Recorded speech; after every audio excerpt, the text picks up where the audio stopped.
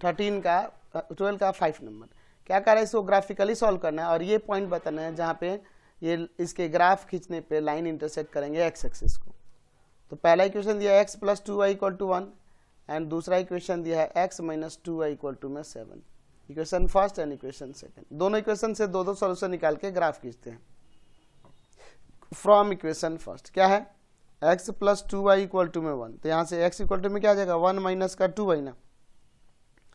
मैं इसमें पुट करता हूँ सपोज y इक्वल टू में 0, तो x इक्वल टू में आ जाएगा 1 माइनस 2 इंटू में 0 यानी कि 1 माइनस का 0 1 आ जाएगा।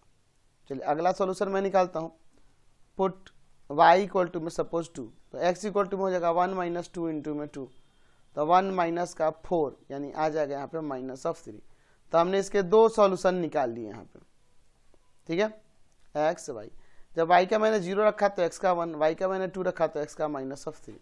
दूसरे वाले इक्वेशन से देखते हैं, from equation second x minus 2y equal to में 7 था ना जी, तो x इक्वल टू में 7 प्लस 2y हो जाएगा कि नहीं।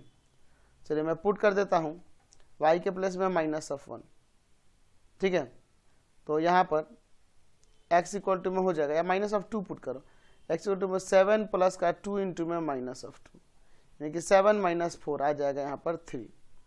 मैं पुट कर देता हूँ y इक्वल टू में माइनस ऑफ 3, तो x इक्वल टू में आ जाएगा 7 प्लस का 2 इंटू में माइनस ऑफ 3 यानी कि 7 माइनस 6 1। तो हमने इसके भी दो सॉल्यूशन यहाँ पे निकाल दिए। तो ये चार्ट बना के मैं दिखा देता हूँ, x y माइनस 2 पुट किया तो x का 3 है, y माइनस 3 पुट किया तो x का 1 है। तो चलिए अब दोनों का मैं यहाँ पर ग्राफ बनाता हूँ, ठीक है।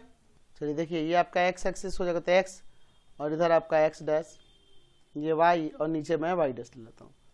वैल्यू तो देखो ये माइनस में माइनस 3 तक गया है, चलो देखते हैं प्लस में 1 2 3 4 5 6 7 सपोज 1 2 3 4 5 6 7। इधर देखिए -1 -2 minus of 3 minus of 4, place है तो रख देते हैं -1 -2 एंड माइनस ऑफ 3। चलिए अब इसका ग्राफ देखते हैं। पहला दिया 1 0, x का 1 y के 0, तो 1 0 यही हो जाएगा।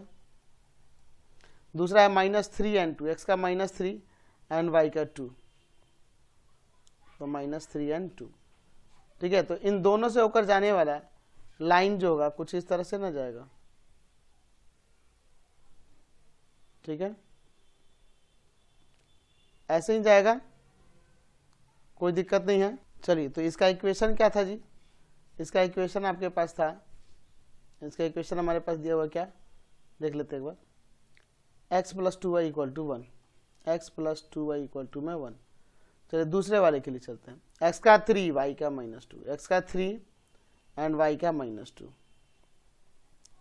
3 एंड -2। दूसरा आपके पास है x का 1 y का -3, x का 1 y का -3, 1 -3। तो इन दोनों से होकर जाने वाला लाइन खींचते हैं, ठीक है। तो ऐसे जाएगा, ठीक है, ऐसे ना जाएगा, ये ऐसे निकल जाएगा, ठीक है। तो इसका यहाँ देखिए इसका इक्वेशन क्या था, x minus 2y equal to 7, x minus 2y equal to में 7।